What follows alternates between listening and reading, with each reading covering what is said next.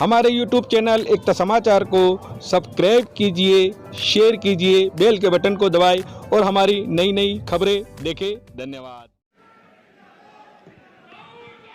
सुखविंदर सिंह रंधावा जी,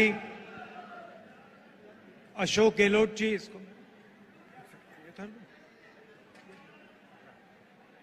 अशोक गहलोत जी, दोतासरा जी, जितेंद्र सिंह जी, सचिन पायलट जी, रघुवीर मीना जी, सीपी जोशी जी, गिरजा व्यास जी, मोहन प्रकाश जी, महेंद्रजीत मालविया जी, अर्जुन सिंह बामनिया जी, रमेश पांड्या जी, स्टेज पे कांग्रेस पार्टी के सीनियर नेता, भाइयों और बहनों, प्रेस के हमारे मित्रों, आप सबका इस पवित्र भूमि पे बहुत बहुत स्वागत। चोट तो नहीं लगी आपको?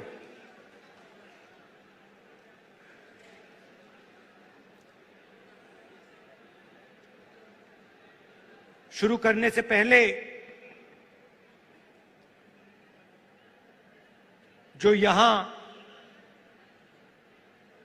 आदिवासियों ने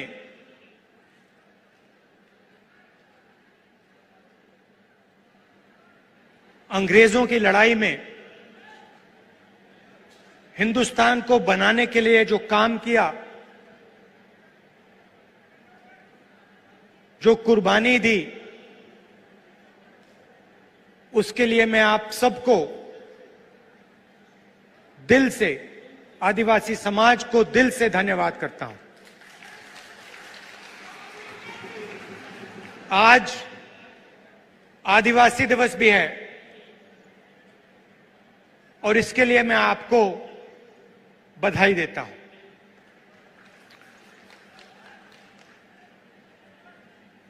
जब मैं छोटा था, 6-7 साल का था,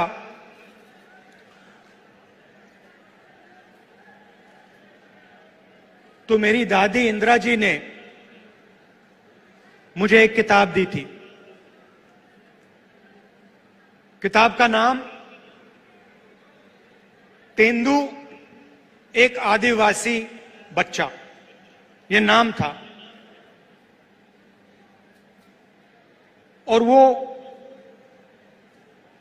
एक आदिवासी बच्चे की जिंदगी के बारे में किताब थी। वो जंगल में कैसे जीता था,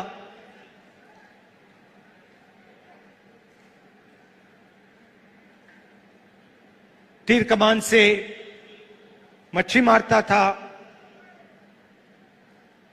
उसके माता पिता, उसका परिवार किस प्रकार से जीता था, उस किताब में लिखा था। और वो किताब मुझे सबसे अच्छी लगती थी और मैं दादी के साथ वो किताब पढ़ता था। दादी पेज घुमाती थी और फिर मैं उनसे सवाल पूछता था और वो मुझे जवाब देती थी। शायद 45 साल पुरानी बात बता रहा हूं। और मैंने उनसे एक दिन पूछा कि दादी, ये आदिवासी शब्द जो है, इसका मतलब क्या है? और जैसे आप जानते हो, वो आदिवासियों से बहुत प्यार करती थी, मोहब्बत करती थी।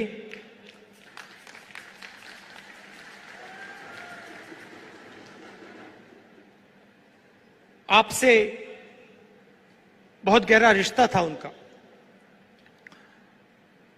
तो मैंने ये सवाल पूछा, छोटा सा था मैंने पूछा, ये आदिवासी शब्द क्या होता है? और मुझे आज तक याद है इंदिरा गांधी जी ने क्या कहा था और मैं आज आपको बताना चाह रहा हूं। उन्होंने कहा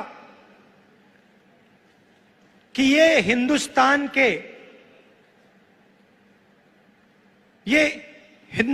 के पहले निवासी हैं। ये जो हमारी जमीन है, सुनिए, ये जो हमारी जमीन है, जिसको आज हम भारत कहते हैं, ये जमीन इन आदिवासियों की जमीन थी। और फिर उन्होंने कहा, जो आज का मॉडर्न समाज है उसको आदिवासियों से जिंदगी जीना समझना चाहिए। ये उनके शब्द हैं। जल, जंगल, जमीन के साथ क्या बर्ताव होना चाहिए, क्या रिश्ता होना चाहिए,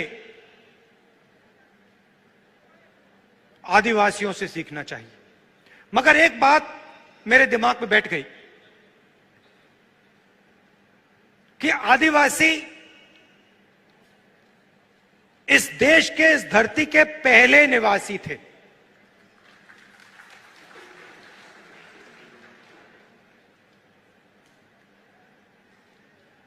और उन्होंने यह भी कहा कि सालों पहले आदिवासी पूरे हिंदुस्तान में रहते थे और आस्ते आस्ते आस्ते आस्ते उनको धकेला गया।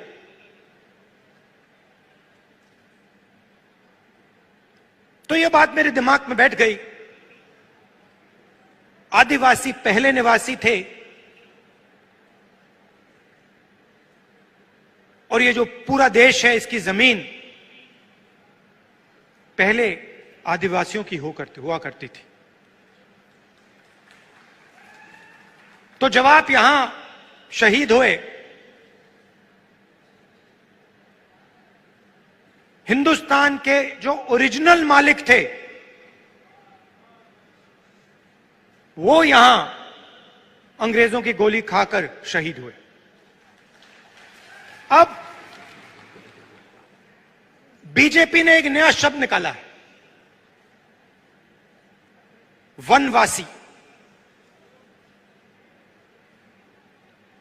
वनवासी का मतलब जो जंगल में रहते हैं। हम आपको आदिवासी कहलाते हैं, यह पूरा का पूरा देश आपका है और हम चाहते हैं कि आप जो भी करें, जहां भी करें, आप सफलता प्राप्त करें। चाहे आपके बच्चे कॉलेज में जाना चाहें, यूनिवर्सिटी में जाना चाहें, हवाई जहाज उड़ाना चाहें, कंप्यूटर चलाना चाहें, बिजनेस करना चाहें, इंडस्ट्री को चलाना चाहें, हम चाहते हैं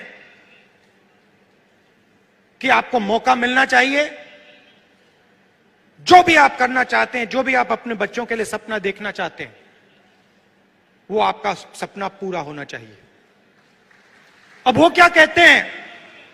वो कहते हैं आप आदिवासी नहीं हो, आप हिंदुस्तान के पहले निवासी नहीं थे।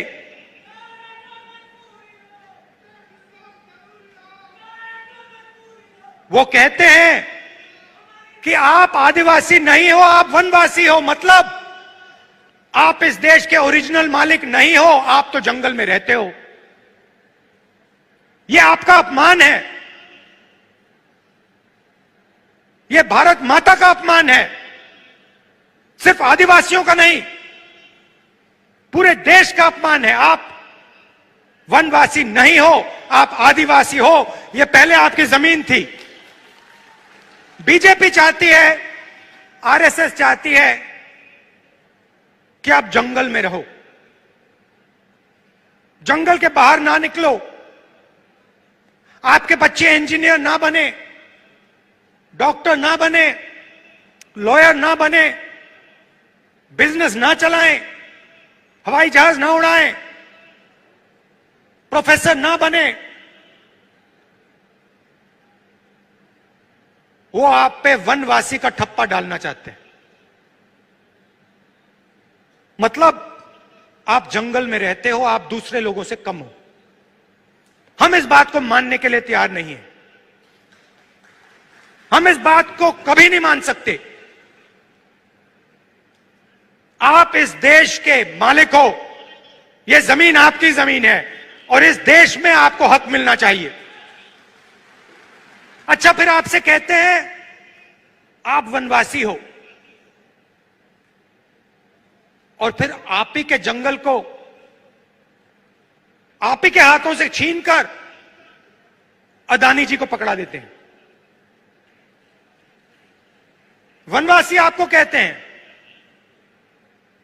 मगर जब हमने आपको जंगल का, जमीन का, जल का हक दिया, पैसा कानून दिया, आदिवासी बिल दिया, तो बीजेपी ने, आरएसएस ने क्या किया? वो जो औजार हमने आपको दिए थे, उन्होंने एक के बाद एक रद्द कर दिए। वो चाहते हैं कि आप जंगल में रहो और फिर आस्ते आस्ते आस्ते आस्ते जंगल को वो काटते जाते हैं। आस्ते आस्ते जो आपके हक हैं उनको वो छीनते जाते हैं। आपकी जमीन जो है उसको छीनते जाते हैं।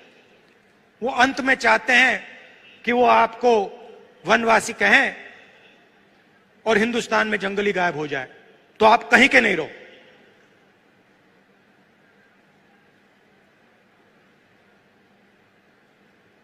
आप आदिवासी हो, आदिवासी थे और आदिवासी रहोगे, और इस बात को कोई बदल नहीं सकता। इतिहास को कोई बदल नहीं सकता। हिस्ट्री की किताब में कोई कुछ लिख ले, सच्चाई यह है कि यह जमीन पहले आदिवासियों की थी और आदिवासियों को इस देश में हक मिलना चाहिए। कोई भी सपना देखने का हक मिलना चाहिए। आज मैंने पार्लियामेंट में भाषण दिया और अपने भाषण में मैंने कहा कि हिंदुस्तान एक आवाज है, हर नागरिक की आवाज है, आदिवासियों की आवाज है, पिछड़ों की आवाज है, दलितों की आवाज है, अल्पसंख्यकों की आवाज है, जनरल कम्युनिटी की आवाज है, महिलाओं की आवाज है।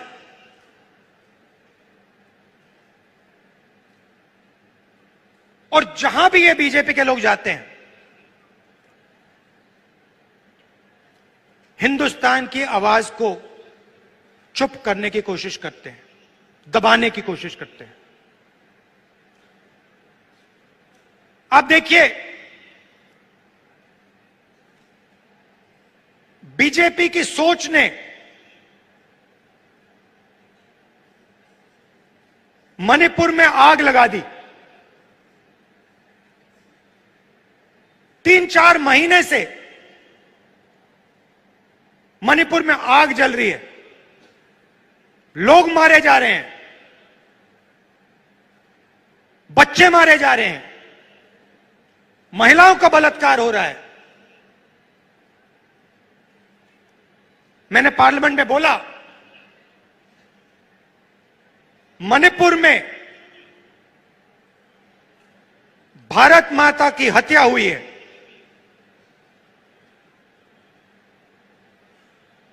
बीजेपी की विचारधारा ने मणिपुर में भारत माता की हत्या की। और देखिए, 3-4 महीने से आग लगी है। अगर प्रधानमंत्री चाहे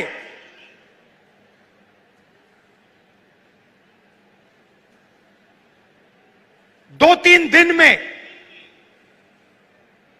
उस आग को बुझा सकते हैं। अगर प्रधानमंत्री ने हिंदुस्तान की सेना को कहा कि इस आग को 2 दिन में बुझा दो, हिंदुस्तान मणिपुर में जो आग जल रही है उसको 2 दिन में बुझा देगी। मगर प्रधानमंत्री आग को जलाना चाहते हैं।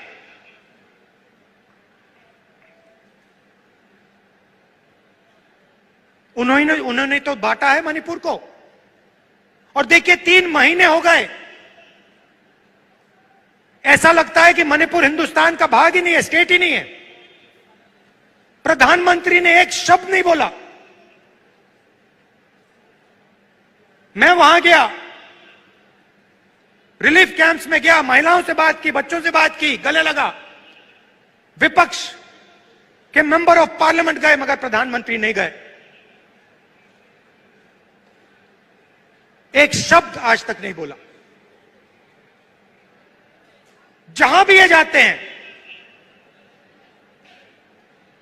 किसी ना किसी को लड़ा देते हैं। आदिवासियों को कहेंगे तुम्हारी जमीन नहीं है, नफरत फैलाएंगे, हिंसा फैलाएंगे, बाकी लोगों के बारे में गलत शब्द प्रयोग करेंगे। इससे देश को फायदा नहीं होता। राजस्थान में देखिए हमारी सरकार ने क्या क्या किया।